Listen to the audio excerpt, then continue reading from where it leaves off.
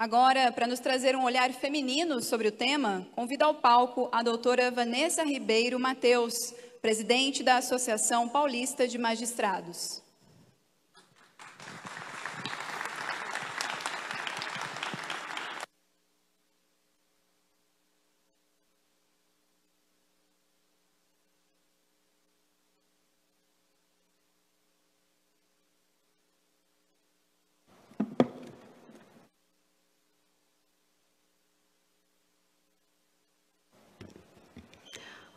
Bom dia a todos. Queria cumprimentar todos os que estão aqui presentes, na pessoa do Fernando Salero, nosso anfitrião, diretor-presidente do Jornal Vale, que muito nos honra com o convite para participar de um evento dessa magnitude aqui na região de São José dos Campos. Quero cumprimentar os meus colegas juízes que estão aqui, os juízes aqui da região, os desembargadores, Eutálio, Florosa e os demais colegas na pessoa do Flávio, nosso diretor do fórum, Flávio Fenólio.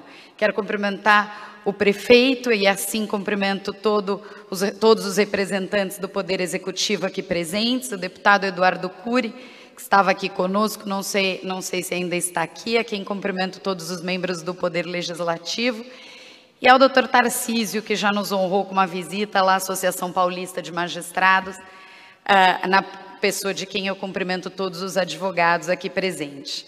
O Fernando se diz nosso amigo, mas nos coloca para falar depois do ministro Barroso, quando não sobra nada para que ninguém possa falar sobre democracia. Ministro Barroso é uma aula, um dos maiores oradores, na minha opinião, um dos maiores oradores que a gente tem hoje no mundo jurídico, e eu tinha certeza que ministro Barroso faria... Ministro Barroso, Fernando, a gente precisa ouvi-lo sozinho, porque a gente precisa ficar refletindo sobre o que ele fala quando ele termina de falar.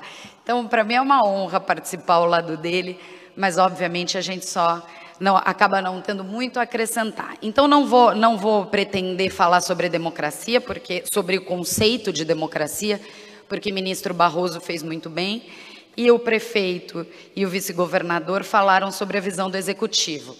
Eu venho aqui para falar sobre a visão dos magistrados, porque esse é o meu papel aqui. Eu presido a Associação Paulista de Magistrados e falo em nome dos juízes. E o ministro Barroso falou muito sobre as nossas divergências, sobre a polaridade, sobre intolerâncias, mas o que nos une aqui é uma certeza, que é a necessidade da manutenção da democracia e do fortalecimento das instituições. Nós tivemos aqui a imprensa, o Poder Judiciário, o Poder Executivo, o Poder Legislativo, todos eles em torno de uma certeza, que não há outro caminho a não ser a democracia e o fortalecimento das instituições. E quando a gente fala em fortalecimento das instituições, a gente não fala fortalecimento do governador X, do prefeito Y, do presidente Alfa, do deputado Beta. A gente está falando na instituição, porque as pessoas são passageiras, as instituições são permanentes.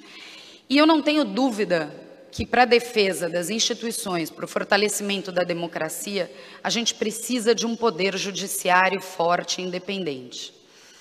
A Pamages fez uma pesquisa no início do ano passado, chamada Pesquisa Jus Barômetro.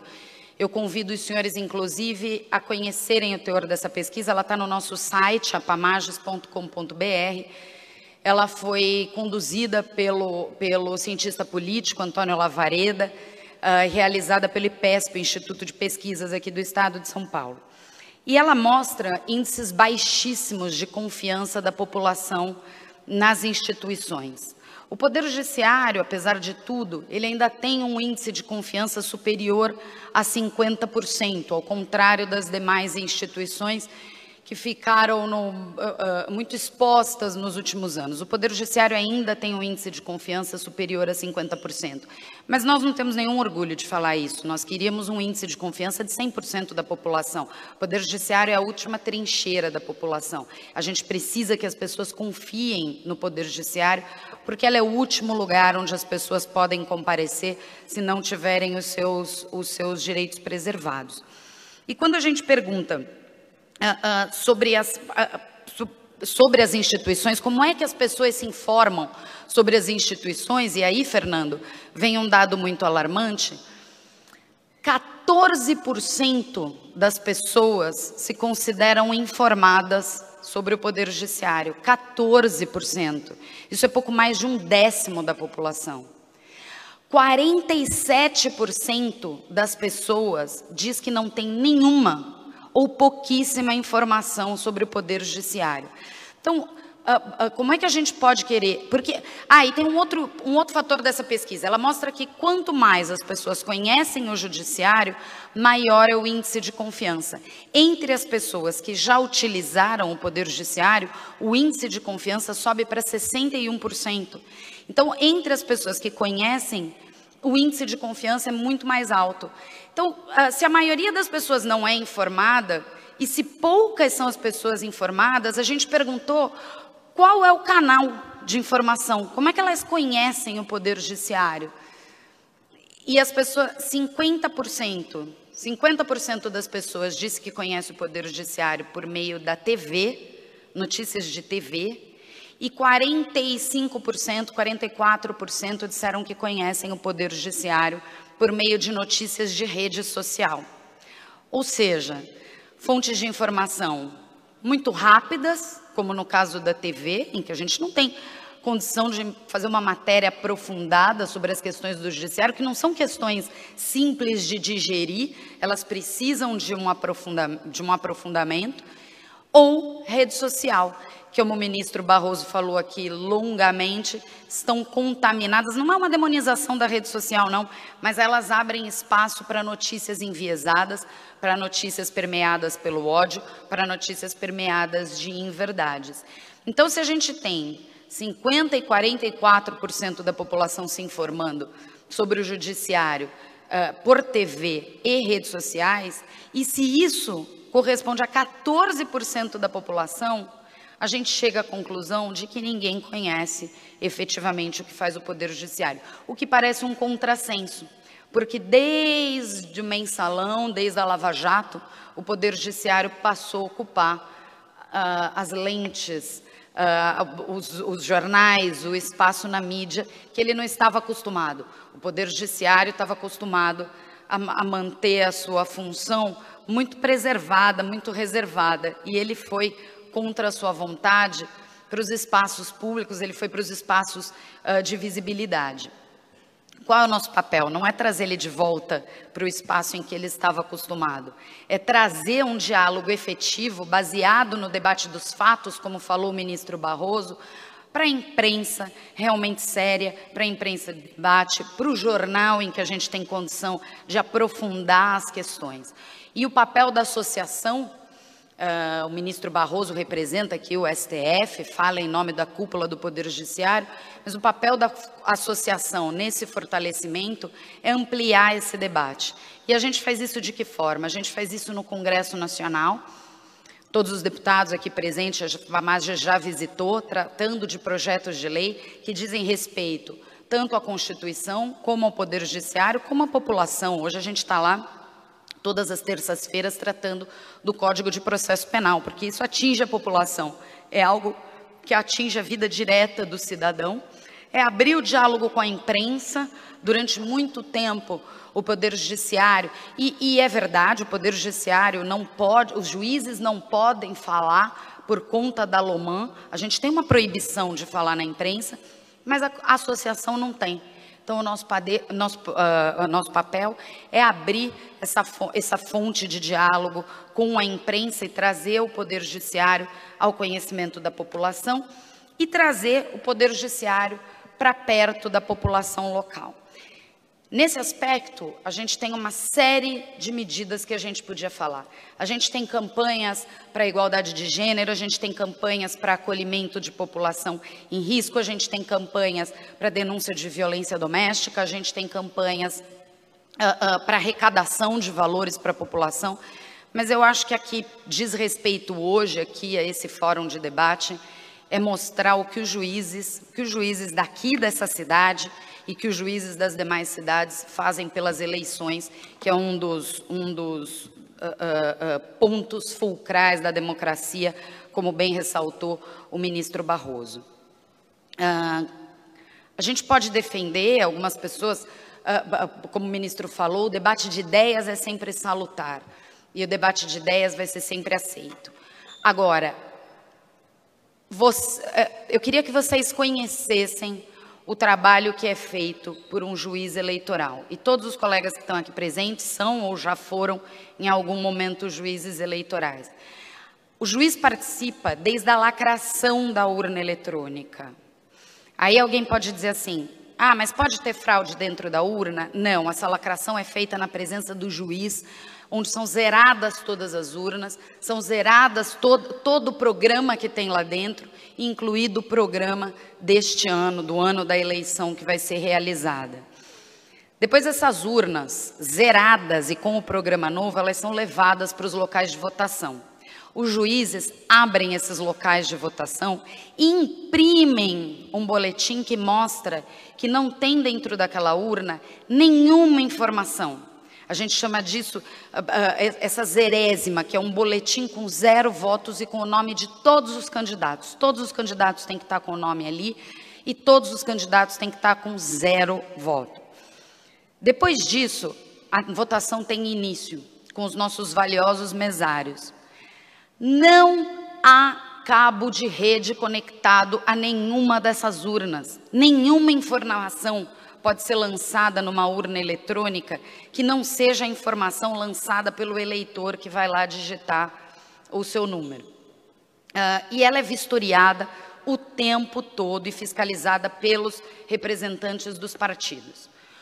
Quando essa urna termina, quando a votação termina, imprime-se o número dos votos que foram lançados naquela urna e o voto que cada candidato teve.